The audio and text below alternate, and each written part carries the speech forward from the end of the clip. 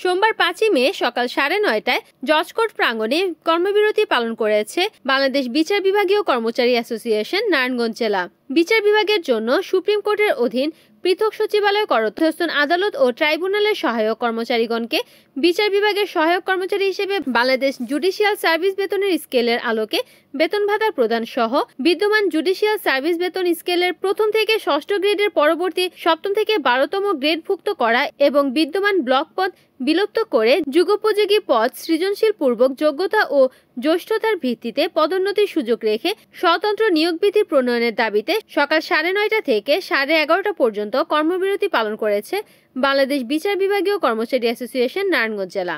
এ সময় বাংলাদেশ বিচার বিভাগীয় কর্মচারী অ্যাসোসিয়েশন নারায়ণগঞ্জ জেলা কমিটির প্রধান উপদেষ্টা ও জুডিশিয়াল কোর্টের নাজির মোশাররফ হোসেনের সভাপতিত্বে উপস্থিত ছিলেন বাংলাদেশ বিচার বিভাগীয় কর্মচারী অ্যাসোসিয়েশন নারায়ণগঞ্জ জেলা সভাপতি নুরুল আলম, সাধারণ সম্পাদক সাকিব হোসেন, সহসভাপতি মমিনুল ইসলাম, ফরহাদ হোসেন সহ অন্যান্য কর্মকর্তাবৃন্দ।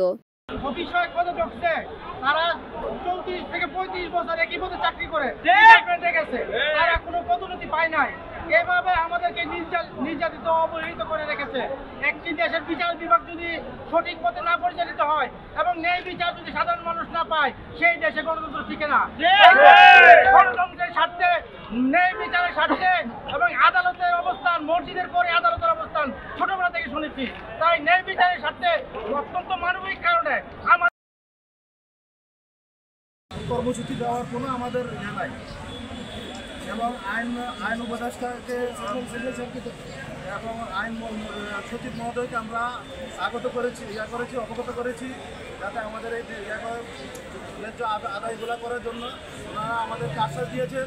ইনশাল্লাহ হয়তো বা এর মধ্যে ওনাদের দেওয়া হবে সেই আশা ব্যক্ত করে আমার ভবিষ্যতে আমাদের আজকে সবাই যারা অনেক।